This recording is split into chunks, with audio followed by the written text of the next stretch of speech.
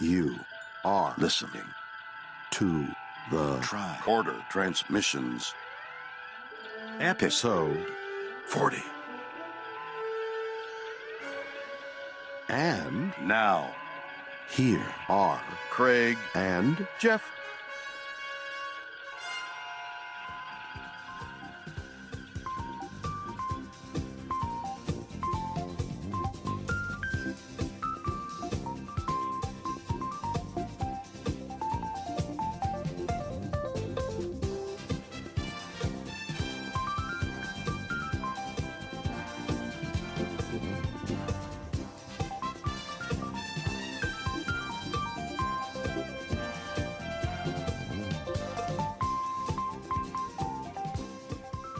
Hello and welcome back to the Tricorder Transmissions. We are back with another episode for you. As always, I am Craig Cohen and I am joined by Jeff Hewlett. And this week, Jeff, we have with us for our introduction and post-show discussion, who is becoming a regular guest, it seems, and we are happy to always have her on, April Hebert. Hi, how are you? Very good. So I know when we talked to you, you indicated that Friday's Child was an episode that you would like to talk to us about. Yes, and I think it's because a lot of people don't like it. And when I say a lot of people, I'm talking about Vernon Wilmer. Oh, boy, and we're talking out of turn because Vernon is not with us today. So. Yeah, but we already know he hates it, so. That's true. That's true.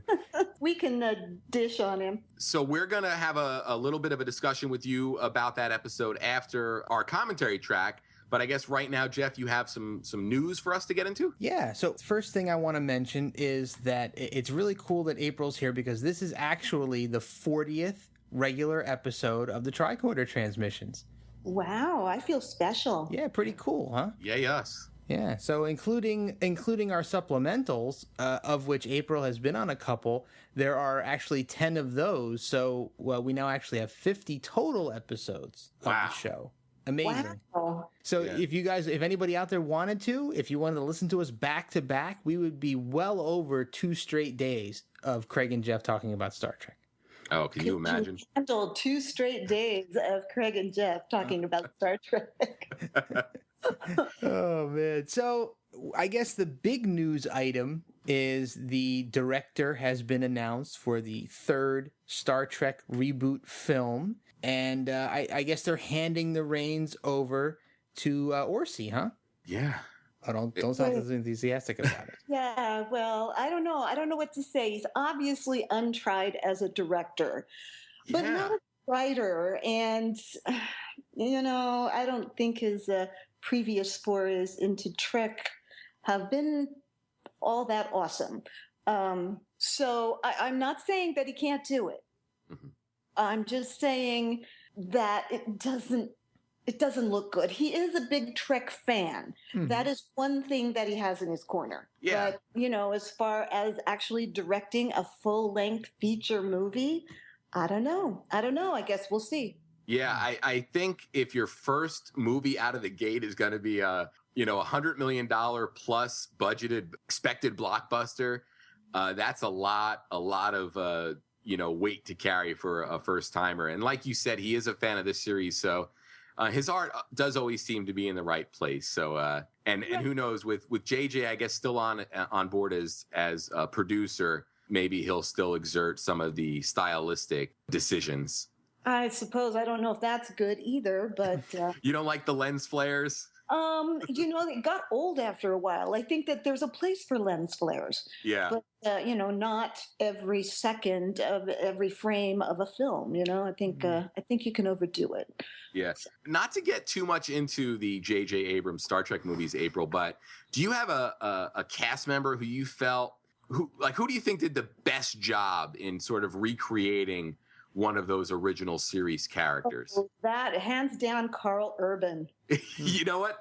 I'm so glad you said that, because when me and Jeff saw that Carl was added to the Star Trek convention this summer, we had a pretty lengthy discussion about how great his McCoy was. Yeah, I mean, he totally channeled McCoy, Yeah. I don't even know what he did, but it was as if DeForest Kelley was still alive, He did it, and he did it drop dead awesome. And they didn't utilize him, I think, as much in this last movie as they could have. I was looking forward to more McCoy and didn't get enough of him. Agreed. But, yeah, he's the best thing about that reboot, I'll tell you. I think that's part of the problem. The overall issue with both of the reboot films is we're in a phase now in the times that we live in where everybody in an ensemble cast has to have their hero moments, right? So they're not focusing on the Kirk, Spock, and McCoy trio that made the original series so great. So it's like everybody has to have their moments instead of it really kind of focusing where that cast was strong, or at least the original cast of characters was strong. Yeah, I think they went into places where it really, like the whole Uhura Spock thing, you know, it's a little weird. They're bickering like an old married couple, you know, and it didn't sit well with a lot of people. I loved Zach Quinto's Spock, but that subplot was a little bit off-putting for me. Well, it didn't feel like something that could exist in the original series universe. Right. Well, if it did exist, it existed below the radar, which is probably where it belongs. Well, what about Uhura and Scotty's relationship? What? They had a relationship? Oh, sure. Of course they did. In the movies. You know, remember in Star Trek V, that little thing going on? Well, Uhura is a bit of a flirt, and so is Scotty. Yeah, so, well, she brought him dinner while he was working on the bridge, and, you know. She's just a nice lady. Oh, come on now. So I already envisioned some of the great extended discussions we're going to have around the movies with hopefully you, April, and I'm sure, Vernon. So that is something. It's a discussion and not a rant. Leave Vernon out of it. Poor Vernon. So do we want to go on to some more non-JJ related news? We've actually had a couple of interesting things. Sure. One of which involves Mr. Shatner. So Mr. Shatner has apparently signed a development deal with something called Aura.tv. It's an internet TV network and production studio. So he is going to be doing a show called William Shatner Presents Brown Bag Wine Tasting. He's really spreading himself around these days. Wow. You know what? I really think he is awesome. That guy has reinvented himself time after time after time. And what is he, like 83, million? I think. Yeah, I mean, at least. Anybody else would be in a wheelchair in an old folks home, but not him. And he is going strong, and you got to give him props. You know, I mean, he's got an ego the size of Texas, but he uses it well. Yeah, he uses it, and he's just an icon. Gotta love him. Yeah, and the cool thing is, me and Jeff have talked about this before, where he doesn't seem to like to hang out doing one thing for too long. You know, he did his interview show, he did his one-man show. And now he's doing this wine show, which is kind of neat. You know, it's cool to not see him sort of just go into cruise control mode and ride something out. Right. No, he's great. I agree. So I'm sure we'll talk about that as it gets closer to internet broadcast. Yes, we will keep tabs on it and keep the audience in the loop. And I'm sure we'll be talking about it when the first couple of episodes come up. So one more thing before we move into our commentary. And Craig, I think you may be very interested in this. I am very interested in this. So our friend Juan Ortiz. Oh, excellent. They are putting out a series of trading cards of all of the posters that Juan Ortiz did for the original series. Oh, those are gorgeous. Right? Aren't they? Yeah. And I love the idea of the trading card series because we've talked about the lack of wall space that I have because I have so much stuff hanging up that I didn't really have room for any of Mr. Ortiz's Star Trek stuff. But you have room on your wall for little tiny cards. Exactly. I could frame them all up together. That's cool. Any more details on that, Jeff? There's a lot of details. Let's go. There are ups and downs to this. The cards are being issued from something called the Rittenhouse Archives. It'll feature all 80 of Ortiz's prints as cards. And there are going to be some other cards, of course, that are going to be included in the possible set. The cards, now, this is where it gets a little dicey. The cards are coming in packs of 5.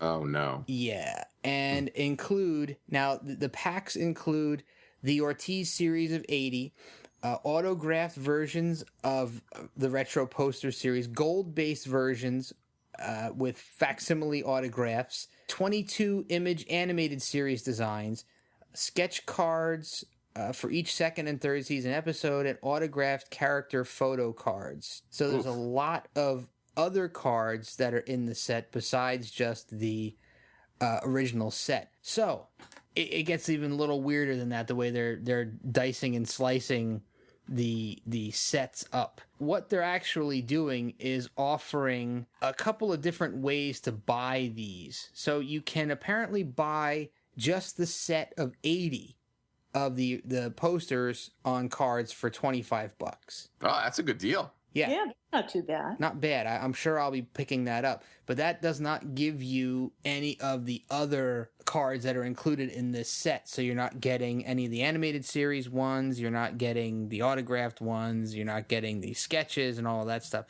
To get those, you need to buy actual boxes of the packs of cards and open them and press your luck, I guess.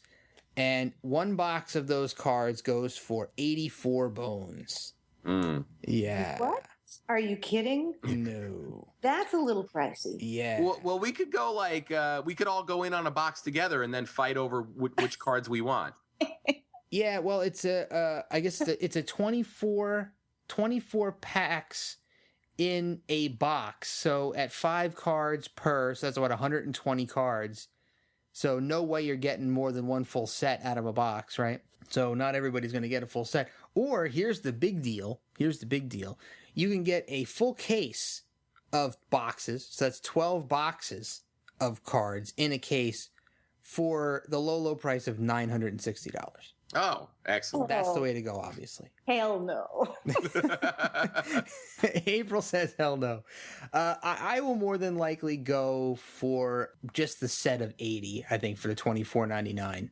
Oh, that's a great price point. And, for the amount of cards that you're getting, that's probably I'd be willing to spend, twice that for a full set. So I'm definitely on board. I wish that, these would, maybe a box or two would show up at, the local Target or something, so you could just buy a pack and gamble. Yeah, I bet you it's going to be one of those things where they're not going to show up. They'll only be at conventions and stuff. So you go to the Star Trek con and there'll be people there selling them. Or maybe comic book stores might sell them. That's true. Yeah. Yeah, probably at $3 a pack or something like that. Hey, but you might hit the lottery. Yeah, you might get that Gorn card. All right, so why don't we get into our commentary, and we'll save the rest of our discussions for afterwards. Sure thing. All right, so Friday's Child originally aired on December 1st of 1967. The remaster was January 6th of 2007. All right, and I have a little bit of the NBC press release from November 19th, 1967. Dispatched to the mineral-rich planet Capella to negotiate a mining treaty, Captain Kirk and a landing party are imprisoned when they intervene in a scheduled execution in Friday's Child on NBC Television Network's Colorcast of Star Trek. All right. So, April, you will be joining us after the commentary for some discussion? Absolutely. I can't wait. There's a lot going on in this episode. Okay, very cool. So we are going to get our scene-specific commentary started in 3, 2, 1. So I got to say, season 2, man, this season gets like the weird factor, huh? Yeah, in some instances. Although I do like this scene with all of them sitting around the table there, minus Sulu, of course. He's got to stay up on the bridge. Yeah, and Sulu's back, and Chekhov has his wig. Yep. Yeah, so this was one of those ones order that was filmed earlier in the season and bumped down in the running order. Yeah. So we're seeing some video of McCoy having been on this planet with these people. Yeah, we're getting some backstory, which is always rare and kind of celebrated for me, at least. Anytime you get a peek at what these folks were doing before they were on the Enterprise. Yeah. So McCoy was in some sort of a medical detail that was going around to these various planets and offering Starfleet medical technology. Yeah. And methods to them. But that kind of flies in the face for me of the mantra of this show, which is to go where no man's gone before. They've been there before. Yeah. They're not really going any place they haven't been. Yeah, and this is one of those. This planet has. I love this remastered shot. By the way, great. It's the Earth-like planet. It's one of the best looking flyby shots they've done in the remasters. But it's one of those mining scenarios where this planet is rich in a mineral that they need. Yeah, tuffaline. We haven't really explored it too much yet. Tuffaline, something like that. I'm not pronouncing it properly. Kirk will say it. Yeah, and an unfortunate red shirt. Yeah, I was gonna say that this guy, a red shirt, one red shirt beam down. He's unnamed, of course. Yeah, and it doesn't matter because he'll be gone in a minute. Now, this is going to be the first instance of violence in this episode. Do you think this is one of the most violent episodes of the series? It could be. It could definitely be. I don't think he deserved that. No. He didn't really. You notice how the Klingon sort of pushed his way through, so he made sure that everybody saw him? Yeah. Yeah. Well, what bothers me about that, though, is that, the red shirt guy, I understand he's there for security, but he draws his phaser without Kirk giving an order. He just automatically sees a Klingon, assumes, this guy's going to attack us, even though there's only one of them, and just immediately draws his phaser to fire and sets off this chain of events. Yeah, it almost seemed to me like maybe this guy had heard some of the campfire stories about how evil Klingons were. Yeah, and you're going to get a little bit of a needle here from the unnamed Klingon, asking if that's kind of the Starfleet way, right? Yeah, how they roll. Yeah. Now, this Klingon also, they didn't do any makeup for this guy. Not really. He's just kind of got a little trimmed up beard going on. Yeah, I mean, there's no the first Klingons we had seen. God, I forgot what episode it was, but we had discussed, how they came up with the makeup design for the Klingons, and here it just looked like if they didn't reference this guy as a Klingon, I might not have known he was. Yeah, really. Well, the outfit's there. Yeah. But, oh God, look at that shot. Yeah. Oh, planet Capella 4, by the way, and this mineral that they want to mine is essential for life support systems. So kind of nondescript, but okay. Yeah. And here goes the Klingons. He's saying that there's no official declaration of war between the Federation and the Klingon Empire. So he's questioning whether or not it's Starfleet's policy to kill Klingons on sight. Yeah, it's almost like a troll coming into like a message board and starting trouble and then acting like he doesn't know what he did. Yeah, kind of. Yeah, he just kind of, he walks up there and says, I know this is going to elicit some kind of a reaction. Let's see if I can piss some people off. Yeah, with my Abe Lincoln beard. Yeah, so now we're already in a bad position here. Yeah. They're going to be forced to hand over their weapons and communicators. Yeah. Which I thought was weird. Yeah, the Klingon really does some work here, where he says, don't let them communicate to their ship. Or if you let them communicate to their ship, they'll just order an attack on your planet. Yeah, pretty much. Which is, overall, this episode just feels really aggressive to me. It does. There's a lot of violence implied or otherwise in this. And I don't know, it just seems like the most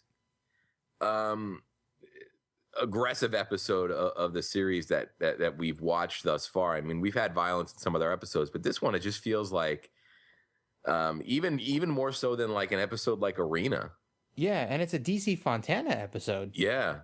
Which is kind of interesting. Yeah, it's the combo of DC and Joseph Pevney, who have directed a bunch of episodes we've talked about recently. Yeah, so we got the power couple here. Yeah. So I just want to get back to sort of that weirdness factor. Mm-hmm.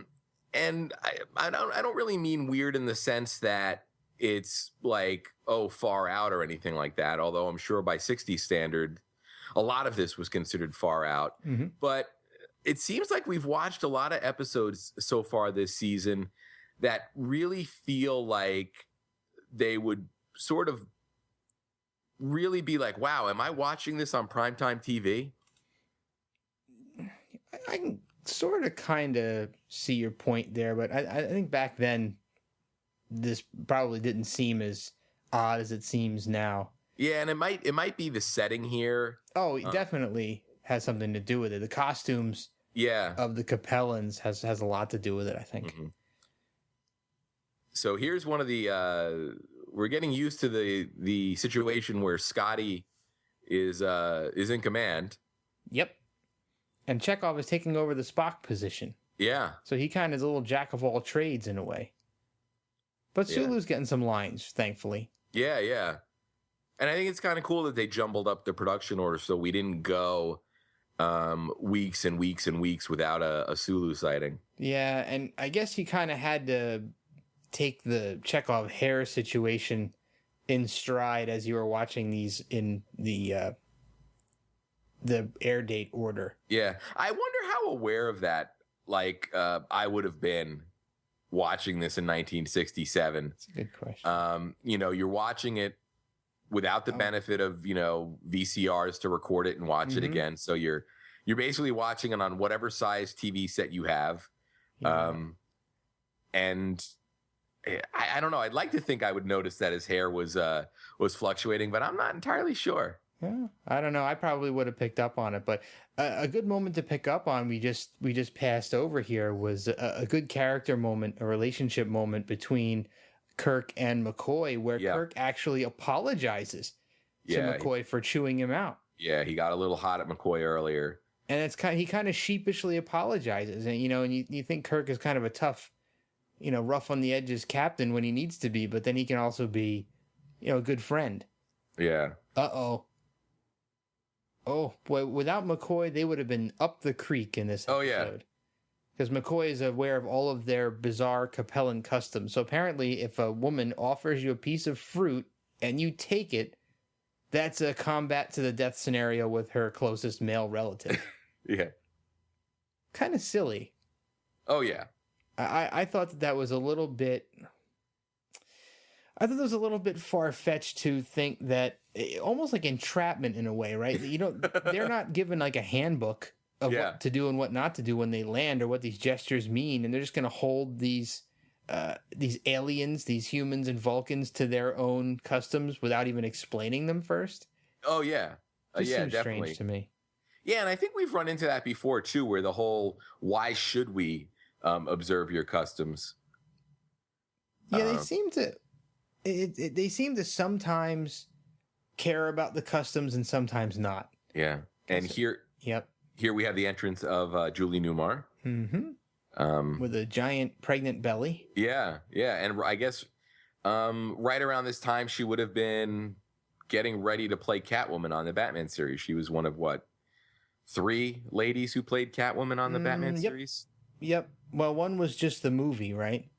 Yeah. Well, actually, was that Lee Merriweather in the movie? Or was... Well, there was Eartha Kitt. Yeah. Lee Merriweather and then Julie Newmar here. Right. Or was Julie Newmar in the movie? You got me. I'm not a Batman expert, so... friend of the show, Steve, when you're listening to this... He's probably yelling at his listening device right now. Tell me, because I know you're a Batman fan. So, but I do remember. I think Julie Newmar is my favorite Catwoman, and I can see that. I'm really thinking that she's in the movie. Okay, well, we'll go with that for now until we hear differently. So we have, I guess, here the King. Yeah, he kind of looks like Thor's father, doesn't he? Yeah, minus the eye patch. Yeah, well, he's gonna lose some eyes and limbs here soon. Maybe they'll get an eye patch for him. Yeah. As he gets the beat down. Yeah. So this guy is the Klingon's pretty much saying that we have the same philosophy. It's almost like, the strong survive and the weak die. And that's the natural order of things. And he's convincing them that, humans have a different, sort of philosophy, and they believe in taking care of their sick and helping people. Yeah. But the funny thing is, though, like, the Klingons are offering how to teach the Capellans how to use weapons. They already know how to use weapons. Yeah. What are you talking about? Yeah. And I think Kirk here makes a really good sort of pitch where he says, our way is basically you get to sort of be in our gang, but you don't really have to play by any of our rules. Yeah, but you keep their planet. It belongs to you, implying that if the Klingons took over, the Klingons were given access to this planet, they would just come and conquer you and make you part of their empire by force. Because that's how the Klingons roll. Oh, absolutely. Yeah. And I guess the Capellans are slightly Klingon-ish in nature, in that they are, I guess what you consider a violent and honor-based violent society within themselves, but they don't go out and conquer other worlds as the Klingons do. They're content to stay on their own planet. Yeah. And be decidedly low-tech. Right? They don't use any electronic weapons. In fact, they have tents with fires. There's no structures or buildings anywhere, no vehicles of any kind. So the most high-tech thing I think they have is that little disc Krull-like weapon they have on their belts. Yeah. There's a sword there, so they have some way of smelting and forging weapons. So almost medieval in a sense. Yeah, it definitely has that feel of like, even, farther back, like ancient Greece or something. With the armies would travel and sort of set up camp for their campaigns. Yeah, back on the ship again here, and they're tracking. Now they're getting a call from another vessel. So we don't know who they are yet. They're kind of outside of the range of the Enterprise. So and it's a distress signal. Yeah, and I really, really love this whole subplot, I guess, or B story. Mm-hmm. And here we get another bit of action that we just jump into, like like last episode. Yeah, that was another DC Fontana Pevney jump cut. Yeah, and look at Kirk. Kirk just slugging that Capellan dude out. Yeah, it's great. But I really dig the story that Scotty gets this episode. Yeah, he definitely gets to play out a command scenario, on his own. This weapon is so cool. Yeah, it didn't really sell the hit, but it looks cool when he just grabs it on his belt, flings it, and then just walks away. Like he doesn't even go get it. Yeah, it's not like he has an unlimited supply. No, he threw it and that's it. And once they call him Klingon. They're just calling him Klingon. He's completely unnamed. I don't think they actually name him at all in the episode. Yeah, and this Klingon really did his family a dishonor. Oh, multiple times throughout the episode, this guy is kind of like the effeminate Klingon. And you'd think that the Capellans would respect, Kirk flipping that dude and pinning him down with a knife. You'd think, why does he make Kirk let him go? I don't. There's so many inconsistencies in this. They respect, violence and honor, and Kirk beat the dude down fair and square, but yet the Capellan guy just comes in and saves his ass. Yeah, I think it's kind of silly. But that guy sort of seems like he's been sympathizing with the Klingon more than the humans. For sure. For sure. But Kirk thinks on his feet here, though. Yeah. See, Kirk thinks on his feet. Now, the Klingon's trying to instigate. And now Kirk's like, yeah, let me fight the Klingon instead. So it kind of earns the guy's respect. He's like, all right. And the Klingon sort of gives him this look like, I don't know, man, this guy definitely seems like the Klingon that got picked on at school. Oh, no doubt. No doubt. Yeah. And what's funny is it's so weird that the Klingon sent one guy. Yeah. You wouldn't think they'd send a couple? Just one dude. No. Very weird. Yeah. So that now that we're back on the ship yet again. So we're jumping back and forth. So the distress call is coming from a ship called the SS Deirdre. Yeah, and it's a freighter. I love how Scotty knows exactly what ship it is just by the name. He's like, that's a freighter. Yeah. That was my horrible Scotty impression too, by the way. Whew. So it's quite a ways away. Yeah, so they're basically, or it seems like they're being baited, for lack of a better word. Anytime the Klingons are involved, you can assume that that you might be being drawn into something that. Wow. Uh-oh, here we go. This is the moment right here. Keep your eye on the screen, people. You're going to see Kirk make a fatal move. And here we go. He's going to save Lee Merriweather's life. Or Julie Newmar's life. Oh, sorry. Julie Newmar's life. You got this whole Batman thing's got me all wacky.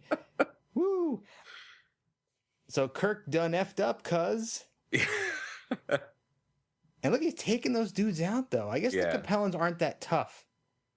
You know, they're big guys, but they're not extra tough. Yeah. You know, you see these other aliens like the Gorn, who is incredibly tough, and the Klingons, who are a little bit tougher than human. The Vulcans, who are way tougher than humans. Yeah. But you know, for a ultra violent race, you know, the Capellans seem to get knocked out pretty quick. Yeah.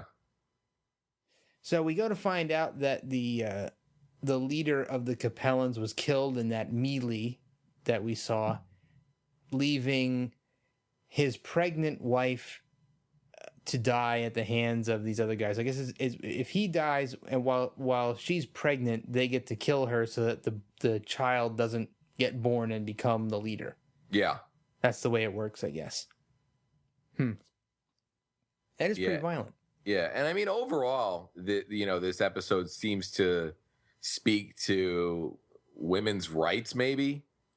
Yeah, perhaps. Yeah, perhaps. Or the perception of women at this time. It's hard to say. Hard to say. It's a little bit of an extreme. I think if they're trying to illustrate that point. Yeah. And who knows, maybe in the post-show discussion we'll we can talk about it a little bit. Yeah. So there he is, Scotty in the captain's chair. Man. And I love how Uhura can just walk up behind him and talk to him. And call him Scotty. Scotty, right. She'd been calling him Mr. Scott. Yeah. Until this moment. She calls him Scotty, and then later in the episode, Chekhov calls him Scotty as well. Scotty's just that informal of a guy. Yeah. Yeah, but I think this is an interesting moment, though, that Scotty claims that the Enterprise's duty is not to the captain, Spock, and McCoy, but to investigate this distress signal. Yeah. I think Scotty's got a really, really great handle on, being in the command position. Yeah, it just seems like a huge wager. I mean, they can't verify that distress call. They can't see the ship on their sensors, yet Scotty's willing to gamble the Captain, Spock, and McCoy on this unknown.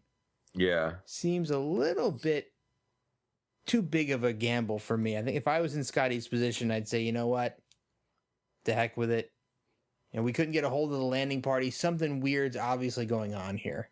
Yeah. Because they did try to call down on the communicators and couldn't get anything. Yeah. The one thing I do like, though, is that Scotty made a decision. Mm-hmm. He didn't sort of, waffle or doubt himself. Maybe he should have. Well, yeah.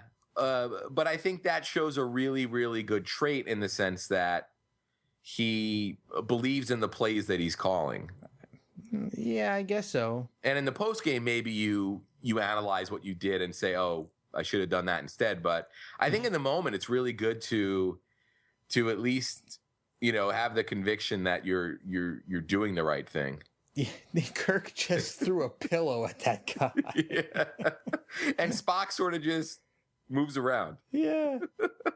These Capellan guys are morons. Yeah. Some of this overall staging in this episode seemed a little weird to me. Yeah, well, one of the great things about this episode, though, is the fact that you have on-location outdoor shooting. Yeah, which we'll get to. Yeah, we're going to see those. Which is great. Famous Vasquez rocks. Yeah, I'm wondering if these tents were from some other show that they have. I mean, these I'm sure they didn't make them specifically for like these chairs that they have them sitting in. Yeah. They had to have come from somewhere else. I'd imagine so, yeah. So you're seeing a lot of them in the background. There's a lot of multicolored capes and cloaks going on there, and strange looking fringe. And you're getting a really good look at the get-ups. There's the Klingon disruptor. Really good close-up view of the Klingon disruptor. Oh, yeah. That's pretty cool. I like that. I don't know if we've seen one up that close before. Yeah. Yeah. So we're back on the ship yet again, and still nothing. So no debris, no traces of the ship at all. Now, wouldn't you think at this point, I'm like, all right, there's definitely something up. Let's turn around. Just seems a little bit off to me. You think Scotty would be a little bit more in tune with what's going on? Now he's gonna put Sulu in his place because Sulu's trying to convince him that there's nothing there. And Scotty's like, well, I'm well aware of the warp capabilities of that freighter, Mr. Sulu. Don't proceed to tell me how to do my job. All right, so here we are. We are on location. We are at the Vasquez Rocks. And Craig is AWOL. I was actually trying to do a little research regarding the sets, but from every indication I can find in my reference materials, they were built for this series. Oh, wow! All right, yeah. I stand corrected. Yeah. Yeah. So sorry to leave you hanging like that. Oh no, that's all right. I had to go to my bookshelf and grab the find the right book to reference. In his giant library of Trek materials. Yeah, with the sliding ladder you have to climb up and down. Ah, I got to check that out next time I come over. Can I ride the ladder around the room? Sure. Yeah. This is one of the cool scenes. I love how McCoy gets really stern with her. Yeah, he's doing his duty as a doctor. Yeah. He swore an oath and he's following through, which is really neat. Yeah, and he earns her respect in the process. He's dabbing some sort of medicine on her arm, and she's it's a wonder drug because she's really selling the fact that it really feels better. Yeah, and they have no medicine there, so it must be like voodoo magic or something to her that he can just heal her up. So this is a very strange scenario that they're in. So they're in this kind of a rocky pass, and they're looking for a way to set up a defense for when the Capellans come to find them. Yeah, this is awesome. I love listening to and watching Kirk and Spock sort of, strategize. Uh-oh. This is a great scene. Yeah. McCoy's not to touch her in that manner, and boom. That's the little bedside manner for you. Yeah, man. Wow. Like I said, this is a violent episode. It is. I mean, McCoy slaps her. I mean, that's incredible. Yeah, but you know what? It was the prescription she needed. Yeah, he had the medicine, I guess. I don't know, man. Would that even fly on TV today? Yeah, I don't know. It's debatable. I think it's something that could fly, but it's a matter of whether the people making the show would let it fly, especially from a character like McCoy. Yeah, I mean, if you're on HBO and you're doing Game of Thrones, I mean, yeah, sure, but on network television, that just seems like a big faux pas. Yeah. Unless you're watching Cops or something, and it's reality TV. Yeah, and then McCoy wouldn't have a shirt on. No, yeah. So apparently, the days they filmed, the 2 days they filmed out here at Vasquez Rocks were some of the hottest days of the year. It was 100-degree weather. Oh, and they had long sleeves on Yeah. and black pants. And that's not even to mention the aliens in this who have full headgear on, and so it definitely probably wasn't a fun shoot. But there's something that comes with that, shooting on location. And here, this is another really cool moment. I thought this was weird to me. Yeah, so Spock's using the communicator to trigger an explosion. Yeah. Or he creating an avalanche. Yeah, they're using the sound beams to create I guess, some sort of a vibration that will shake loose some of the loose rocks and shale that are there above them in this pass that the Capellans are now about to march through. Yeah. And one thing I liked about the communicators, you saw the detail there, and this might not even be something that was picked up on until the Blu-rays, but you actually see like that dial on the communicator turning. Which is really cool because the quote unquote toy version that I have, that's just a sticker. Yeah. So it's kind of neat to see that how that was supposed to function. Exactly. And I think it's a really good indicator. If you own the Blu-rays, go and watch some of the previews for these episodes and see the quality of those previews and realize that when people watched it on TV, that was probably the best it could have looked back then. And it probably looked worse for a lot of people. So when you're seeing these Blu-rays and this restored footage, and all the detail and the color you're seeing, this was completely alien to anybody back. They would never have seen anything remotely close to this. So the detail we're seeing is kind of almost like the first time people would have ever seen this kind of detail. But that's amazing when you're working with film, because we're looking at images that are 45 plus years old. But if the film is, treated properly and lovingly restored, it's going to look like it was shot yesterday. Exactly. And I constantly marvel at recordings, albums that came out 40, 50 years ago that get remastered and re-released and how incredible they sound. Yeah. And this is just a testament to the same thing done with a television show.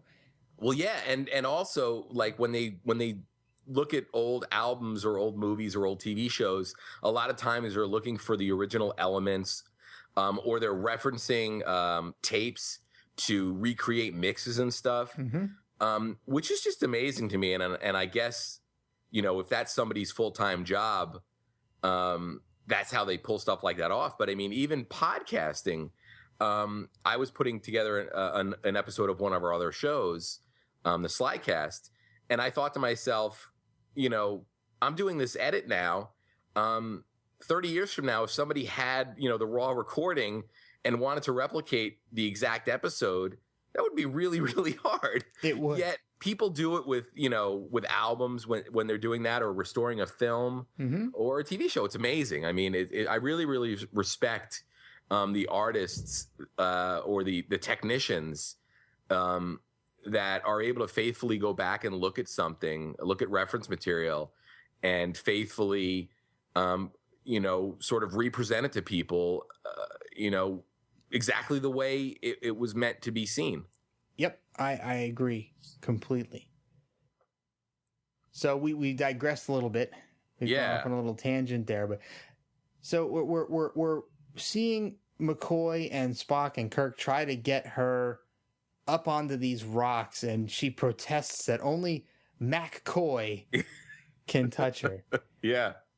So she pronounces his name McCoy, which I guess she's kind of going over and above to sell the Capellan alien thing. Yeah. So now Scotty is sort of working through the problem. It's taken him long enough. They're saying the same things they said in the last cutout with the Enterprise. There's still no debris, still no sign of any ship. Scotty, get your head out of your butt, dude. You know what? I'd love to see Scotty run the Kobayashi Maru. Yeah, it's hard to predict what his solution would be. Would it be in the bridge or would it be in engineering? Oh, wow. See, that's a whole nother... Yeah, I didn't even think about that. Yeah, what would he do in that situation? Because half the time he's in engineering and half the time he's hanging out on the bridge doing God knows what. Mm-hmm. Well, this is one scenario that is winnable, and Scotty has figured it out that the distress signal, they actually called out the Enterprise by name, which is definitely not the standard operating procedure for a distress call of that, that kind. It's not directed. Distress calls like that aren't normally directed at individual ships. Well, Scotty goes on to say that a freighter wouldn't know what ships were in the area, so wouldn't know who to call out to. So now Sulu says, oh, it's a trap. Yeah. So they're diverted from the planet on purpose, and now we're going to turn around and we're going to head back to check out what's going on. Just in time for Kirk and party to find a cave for her to give birth in. Yeah. What great timing. They happen to find. Get her on the rock. Ouch. Probably not the most comfortable place to be giving birth to a baby.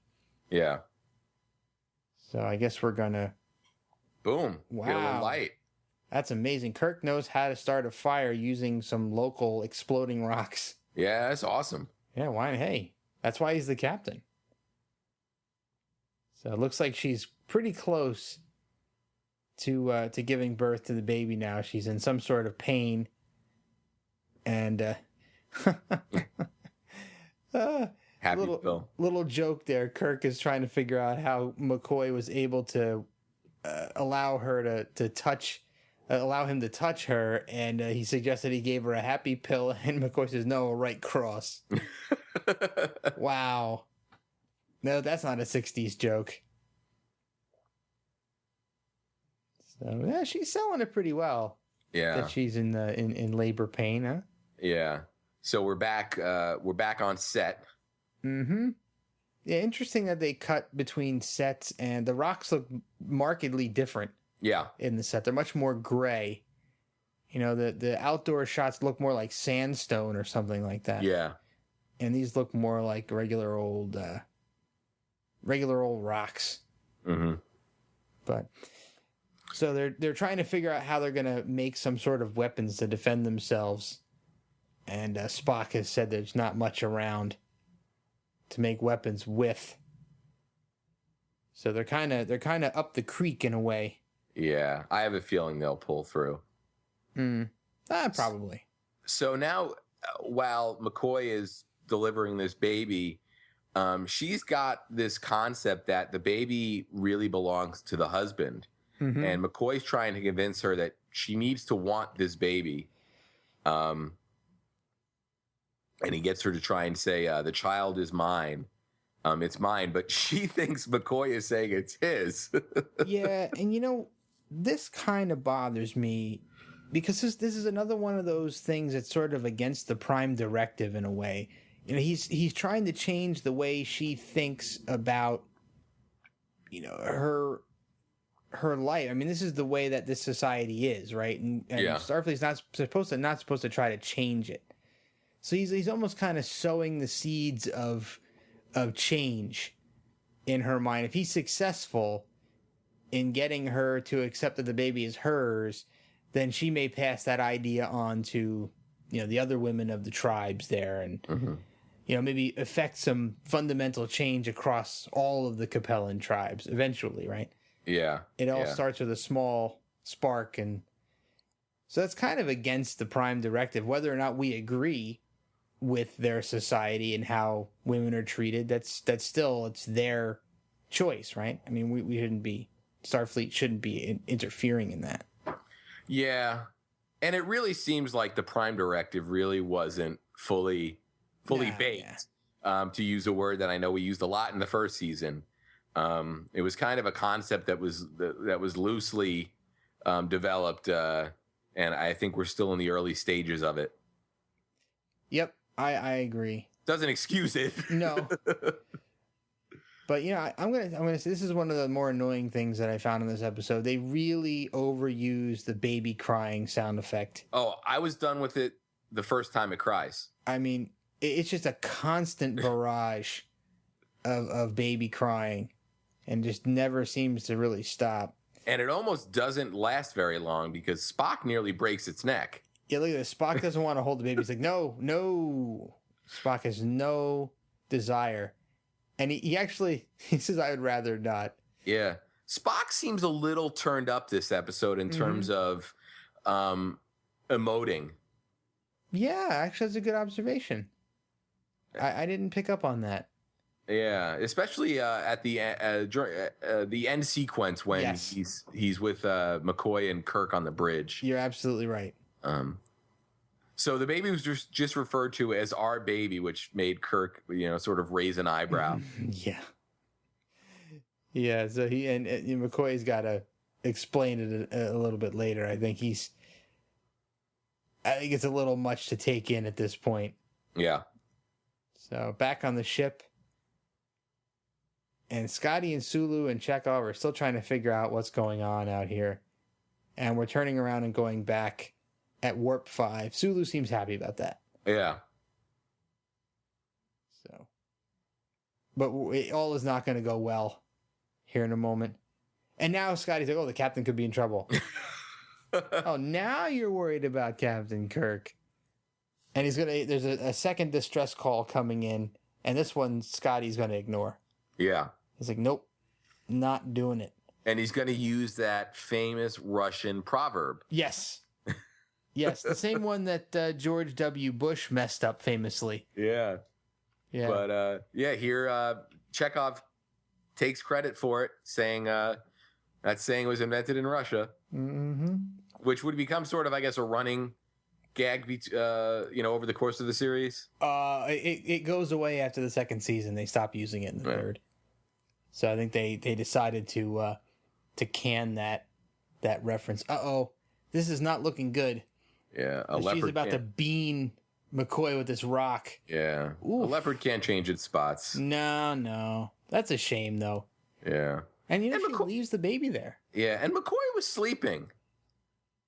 Like, I don't know. It seems kind of excessive to, hit him in the back of the head. Yeah, he was already sleeping, right? Yeah. And she probably could have just gotten up and walked away. Oh, heck yeah. Yeah. So I love how Kirk and Spock are kind of perched on top of these rocks with these makeshift bow and arrows. Now we're back outside again. Yeah. Back in the outdoor shooting.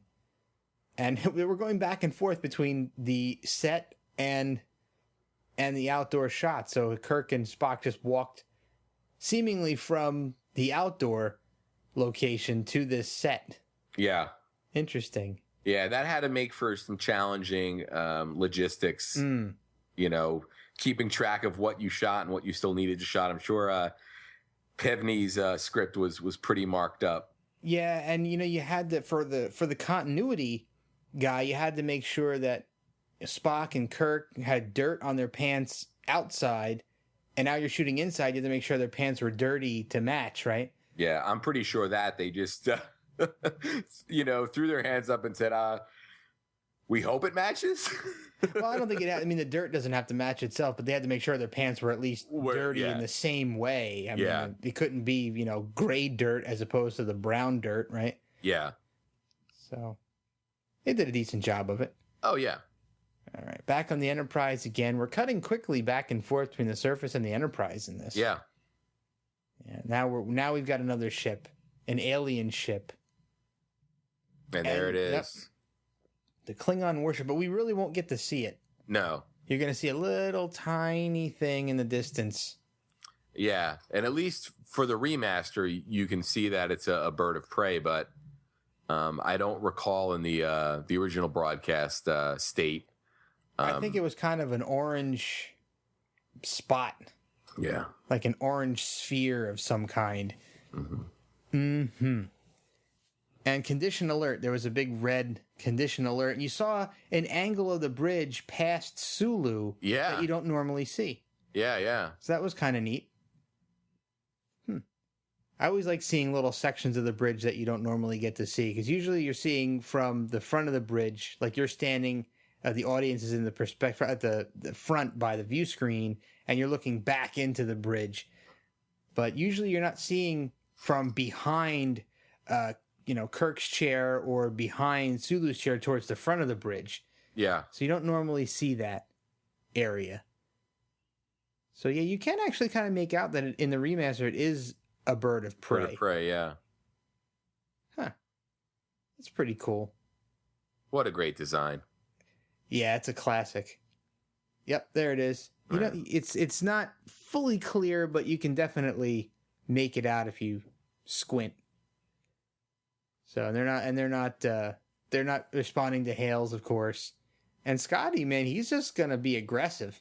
Yeah, I think he knows how to handle Klingons. You can't, you can't have the kid gloves on. Yeah, you can't be wishy-washy. You gotta take the fight right to him. Yeah, well, they smell the fear. Of course. Yeah, it's like a dog. Did you see the Klingon dude just tripped and fell? Yeah. I think he did that on purpose. I think he's trying to stay a little bit further behind there, right? Mm-hmm. He's got a phaser. So he got himself a phaser. I think he's getting himself ready to launch an attack here momentarily. Now, I think it's great that they send one guy out, and then Kirk sticks his head up, and sure enough, the guy spots him. Yeah. Like, Kirk, why didn't you stay down? You know, you knew they were coming. And Kirk had to stick his head up. So now they know they're behind the rocks. Huh. All right. Yeah, so I mean, here these guys are in these costumes in 100-degree weather. I'm sweating already myself. Yeah, I'm surprised they don't look sweatier. Yeah, I guess they had the dab person on set who in between shots would come over and dab them. I guess so. I mean, guess that's their one of the outfits don't even look sweaty. Yeah. Interesting. Yeah, and it looks like there's that one guy is wearing some makeup. Now, it's pretty amazing to me that she's up and walking around so much just after giving birth. Yeah, it's that alien, makeup. I guess so. And she basically just said that the baby's dead. Do with me what you will. Yeah, and she's saying that she killed Kirk, Spock, and McCoy, that she killed them in their sleep. So she's kind of trying to help them out, I guess. Yeah. Huh. So that's a turnaround. And she's even going to stand up to the Klingon guy and tell him, pretty much, listen, I'm the wife of the old leader of this tribe. My word is good. Yeah. And he's going to agree. The TR he's going to agree and say, yep, she was the wife, and now the Klingon shows his true colors. He's got the phaser. Yeah. Boom. And I don't understand why Kirk took the shot. Why did he take that shot? It was totally unnecessary. The Klingon was about to get the beat down from the Capellans. Kirk could have just sat there and waited. Yeah. And now we're seeing some really weak falls that, absolutely. Compared to the alternative factor. And we're seeing some very weak bow and arrow shots, too, here. They're hitting, though. They're just sharpened sticks, though. Yeah, which is pretty impressive. Uh-oh. Now, Kirk, this is a great... Kirk thinks that Spock has been killed in that phaser blast. But he wasn't. And this is where, Spock says, what are you doing this for revenge? And Kirk says, why not? Yeah, why not? Yep. That's great. So, because Kirk says Kirk only wants one thing.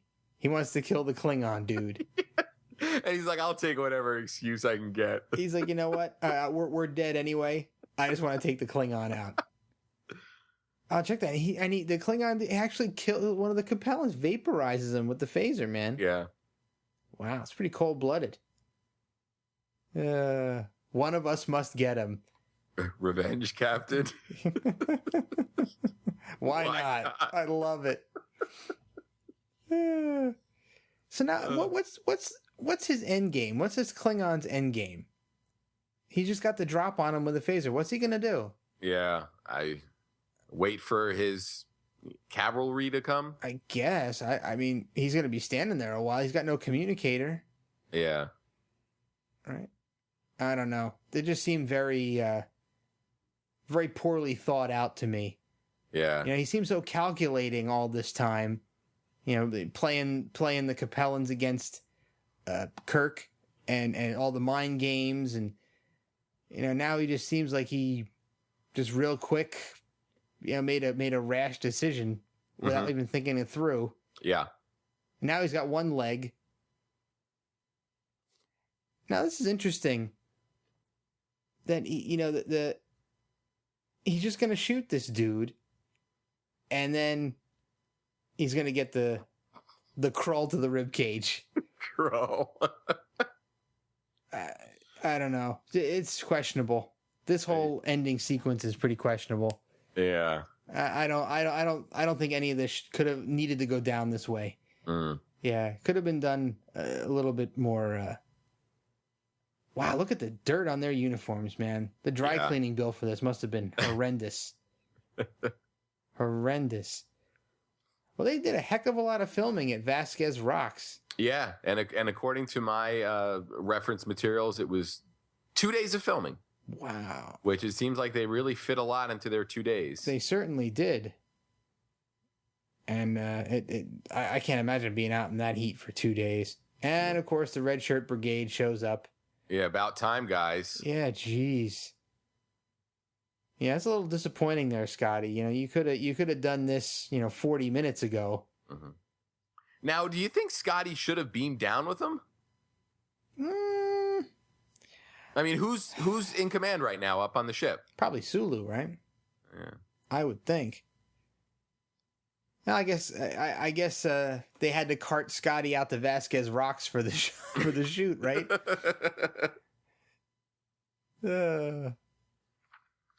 And McCoy is teaching her how to hold a baby. Take its little head like this and tuck the arm underneath and blah, blah, blah. Oh, oochie woochie coochie coo. Spock doesn't understand. It's an obscure Earth dialect. Oh, man. Yeah, Spock does not understand baby talk. Yeah. We're kind of wrapping up. Yeah.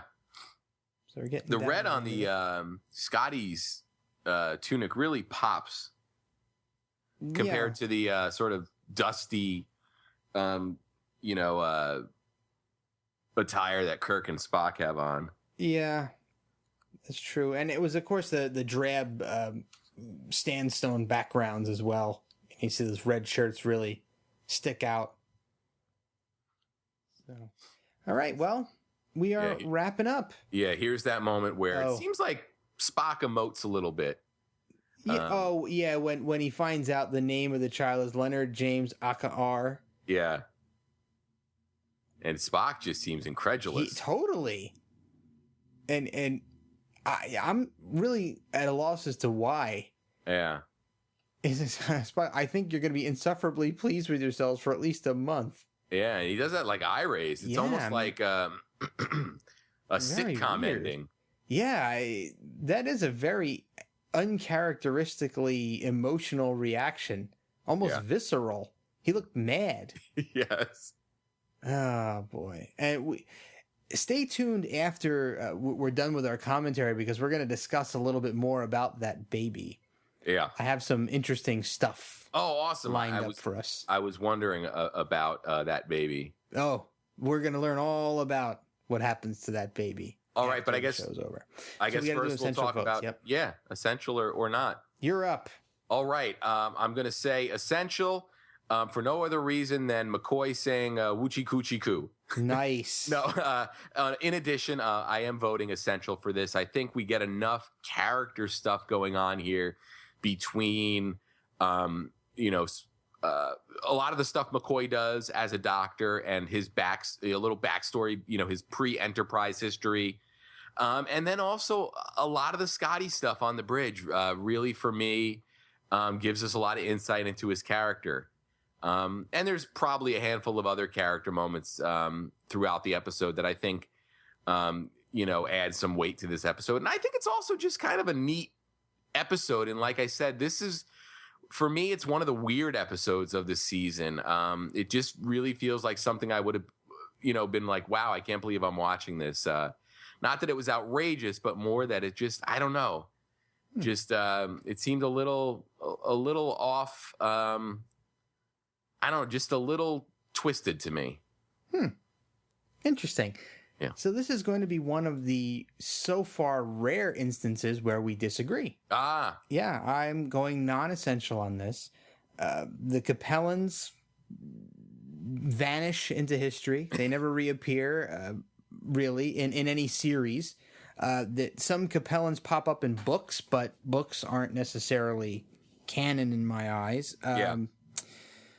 There are cool character moments, but I don't necessarily think it's anything we didn't get anywhere else. Yeah. Tough to dismiss the little bit of McCoy backstory, but then again, I don't think that alone is enough for me to say this is essential. So I'm going to go ahead and give this a non-essential vote. Fair enough. It's allowed. All right. And we are wrapped up for this commentary for this episode, and we're going to have an extended bit here in a minute. We're going to bring April Hebert back onto the show to talk a little bit more about this. So stay tuned, and we'll be right back with you. All right, and we are back with April Hebert for a little more talk about Friday's Child episode. So we got to meet the Capellans, which are an alien race, another humanoid alien race. No appearances in any other series, so this is their only appearance on a Star Trek show or a movie. So any general thoughts on the Capellans themselves, April? Well, they're supposed to be really tall.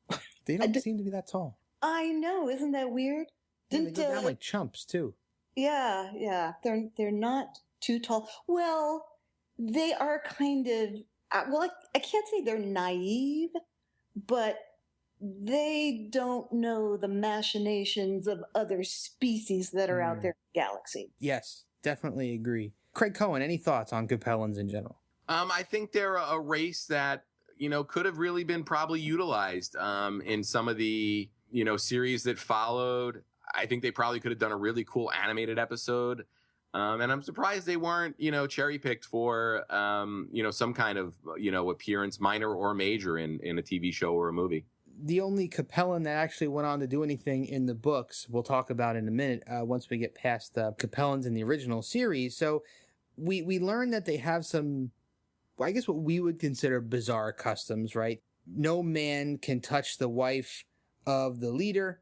That it's punishable by death. That's a little extreme, don't you guys think? Oh, totally. Well, I think that's what's so interesting about this episode, because it does kind of delve into an entirely different culture, one that they haven't run across before, that they're not familiar with. And, you'd think they'd be familiar with it if they're going there to, to talk about mining rights or whatever they're doing. They don't learn about their customs before they get there, and it's a big surprise. Especially considering that McCoy had spent some time there. Right. Yeah, supposedly he knew about it. You'd think he would have warned him, but he grabs him. Don't do that. I forgot to tell you. Anyway. Thank God McCoy was there, because Kirk almost got duped into the taking the fruit that was offered, which would have resulted in a fight to the death with the nearest male relative of whoever the woman was who was trying to hand him that strange shaped fruit. Yes, their customs are not like our customs, obviously. No, not at all. I think the idea of respect for other people's customs, and yet pointing out maybe some of the things that are not so good about those customs, the things that happen throughout this episode, they try to work within the parameters of the customs of this particular people, while still trying to work towards a happy ending, as it were. But sometimes you just can't do that. Sometimes you just have to take matters into your own hands, like punching a girl in the face.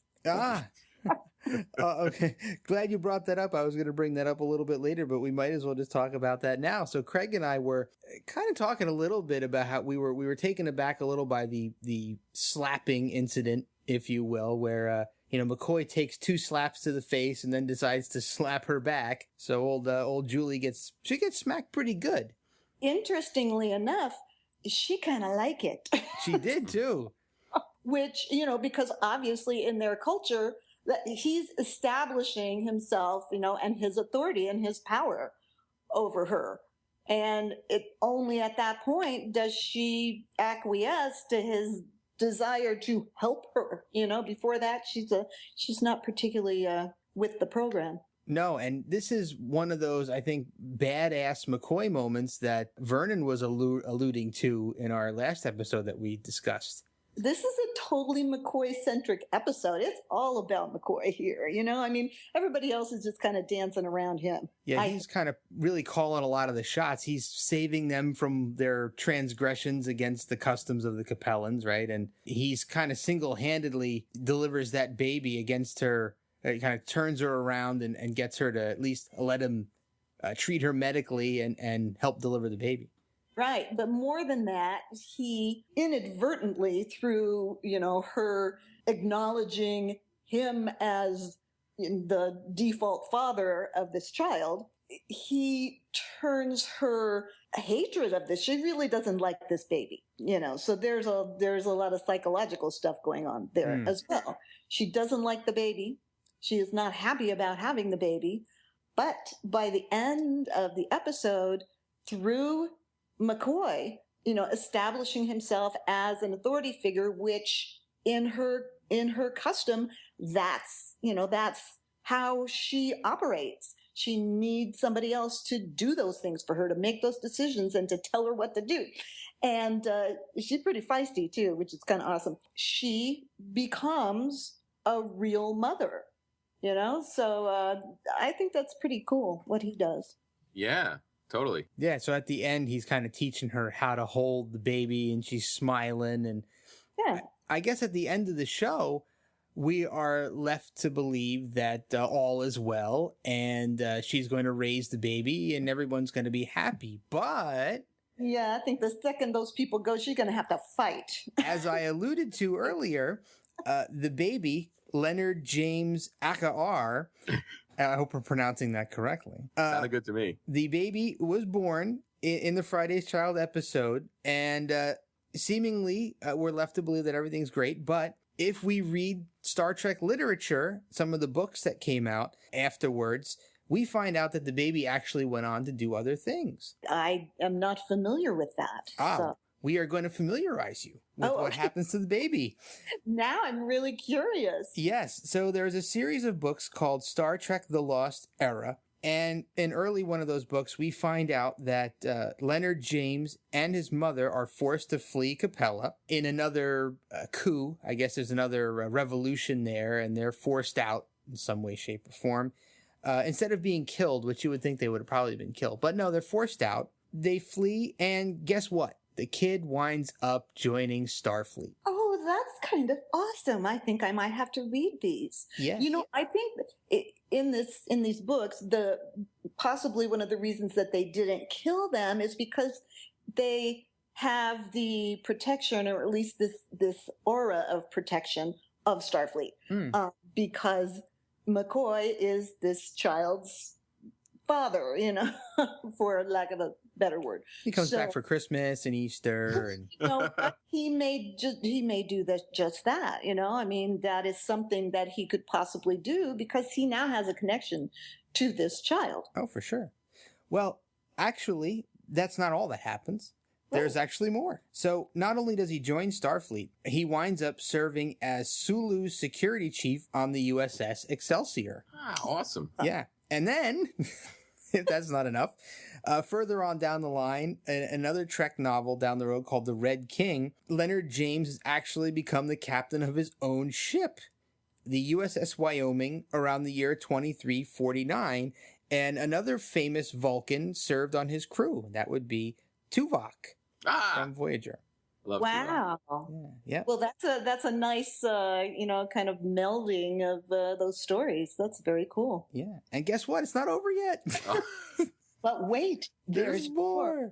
How much would you pay? So further on down the line, the Deep Space Nine relaunch books, we find that at the end of his career, he has reached the rank of Admiral in Starfleet. Yeah, imagine that. That's something. So McCoy must be proud. So any thoughts on this retconning? I know we've gone through some retcons in other episodes before, but figure I'll throw it out there and see what you guys think of this particular retcon. Craig, any thoughts? I love it. I think anytime they do spin-off material or books, it's great because for people that want to sort of go down that rabbit hole, it's there for them. And for anybody else who's just watching the quote-unquote canon stuff, they don't have to know about any of that. So I think it's kind of neat. I really like those expanded universe stories in the sense that, like I said, they're disposable. You can sort of cherry pick what you want to take from it and dismiss the stuff that you either don't like or don't agree with. April, any thoughts? Yeah, I think it's cool. I'm totally okay with that. And I like. Well, I read some of like Dayton Ward's novels, and I was in a Dayton Ward novel, by the way, but I died. It's very sad. What? Yeah, I know. He killed me. Oh, you have to tell us about this. Yeah. So I like people using their imagination to imagine what could be, with the stuff, all of the things that we know about the Trek universe. I mean, that totally falls right in with what I did for a living at Star Trek The Experience. I took the canon and I created my part of that canon, and it was my lives, my backstories, and but I didn't take anything that wasn't canon to make that. So as long as they're sticking with the general knowledge that we have about Star Trek, and they're not pulling in and changing things that are already in the timeline, then I think the sky's the limit. Why not? Awesome. Let's move on for a moment and mention the Klingon who was unnamed in the episode, but we know his name is Cross or Crass. I'm not sure how you pronounce that. Any ideas on how to pronounce that, April? Oh, gosh, no. I would say Cross. Yeah. Okay, you're probably right. Kras, right? Yep, that's the one.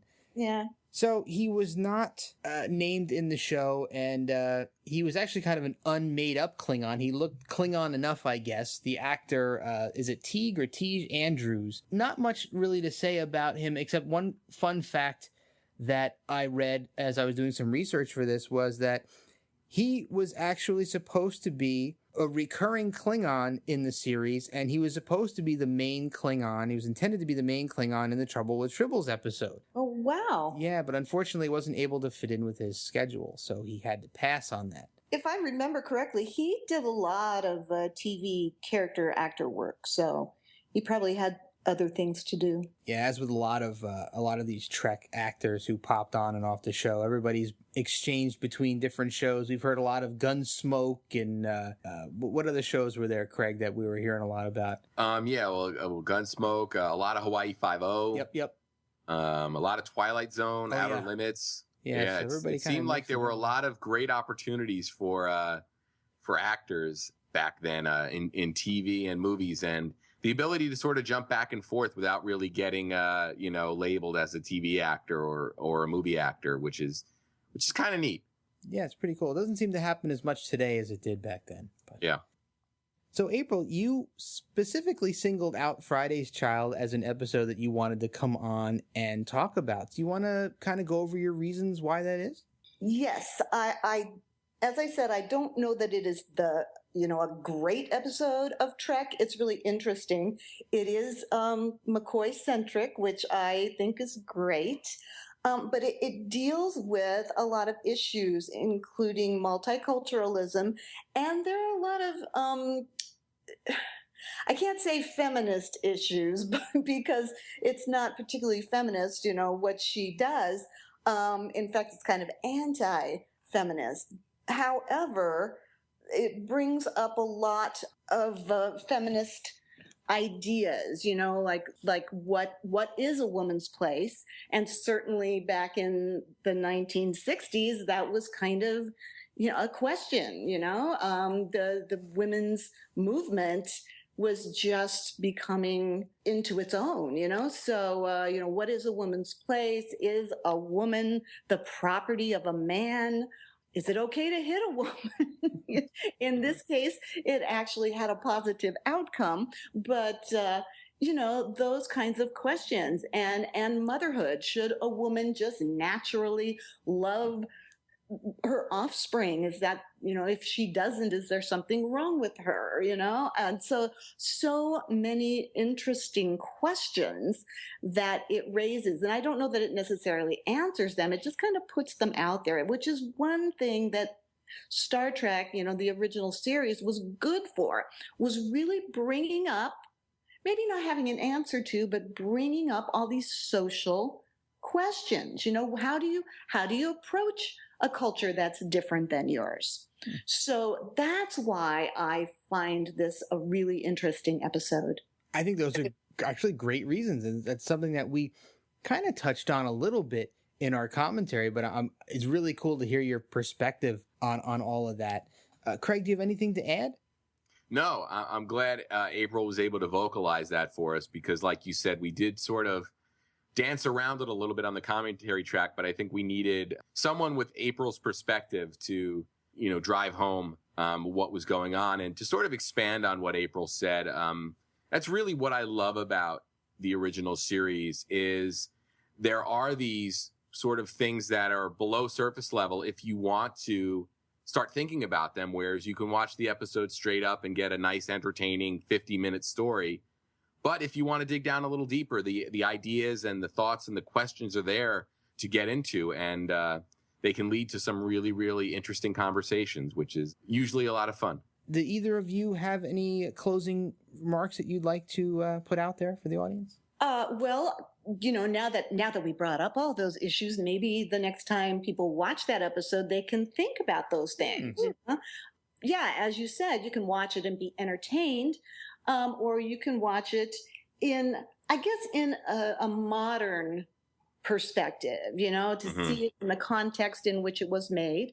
And like I said, I don't know that they actually answered those questions, about race and about gender and about gender roles, but it does it can spark, I think, some debate, and of course, it was the 60s, so you have to take that into consideration when you're looking at it as well. Craig, any final thoughts from you? No, I just want to take this minute to thank April for joining us. I know we both look forward to the times that April is able to come on to the show and chat with us. So just a big thanks again, April, for coming on. We love having you, and I know our audience really enjoys listening. Oh, well, thank you for inviting me, and anytime.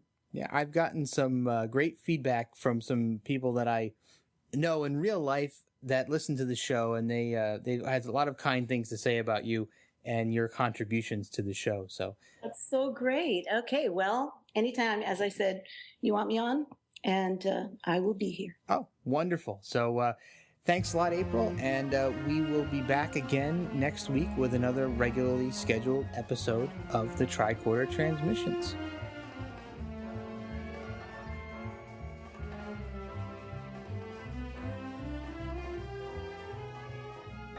Helene is played by actress Julie Newmar. She's best known for her role as Catwoman on the vintage TV series Batman.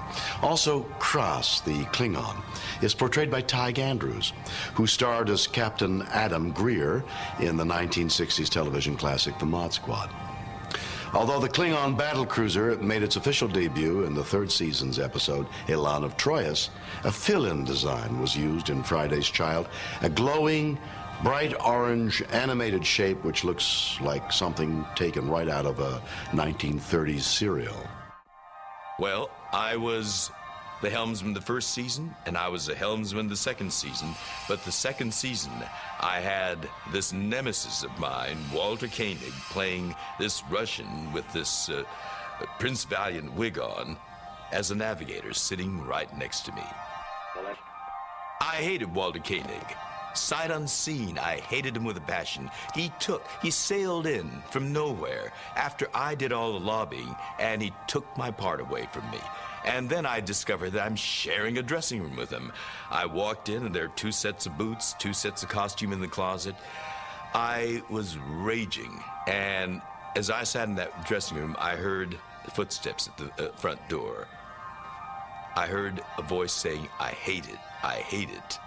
I waited for the door to open. It was Walter Koenig. And I said, "Well, I don't like it either." Our relationship began on that note. It turned out Walter was talking about that wig that they put on him, that silly Prince Valiant wig that they put on him.